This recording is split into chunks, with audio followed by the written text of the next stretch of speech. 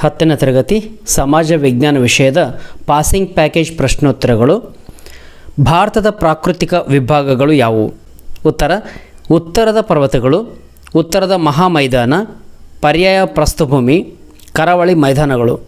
ಭಾರತದ ವ್ಯವಸಾಯ ಮಾನ್ಸೂನ್ ಮಾರುತಗಳೊಡನೆ ಆಡುವ ಜೂಜಾಟ ಹೇಗೆ? ಉತ್ತರ: ಭಾರತ ಕೃಷಿ ಪ್ರಧಾನ ಉದ್ಯೋಗವಾಗಿದೆ. ಮಾನ್ಸೂನ್ ಮಾರುತಗಳು ವ್ಯವಸಾಯವನ್ನು ನಿಯಂತ್ರಣ ಮಾಡುತ್ತದೆ. ಮಳೆ ಅಧಿಕವಾದರೆ ಪ್ರವಾಹವಾಗ್ತದೆ, ಕಡಿಮೆಯಾದರೆ ಬರಗಾಲ ಉಂಟಾಗ್ತದೆ.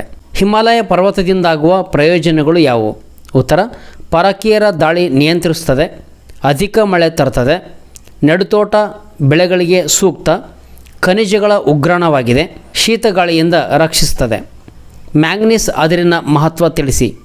ಉತ್ತರ: ಉಕ್ಕಿನ ಉತ್ಪಾದನೆಯಲ್ಲಿ ಬಳಕೆ, ರಾಸಾಯನಿಕ ವಸ್ತುಗಳ ತಯಾರಿಕೆ, ವಿದ್ಯುತ್ ಉಪಕರಣಗಳ ತಯಾರಿಕೆ, ಬಣ್ಣದ ಗಾಜುಗಳ ತಯಾರಿಕೆ.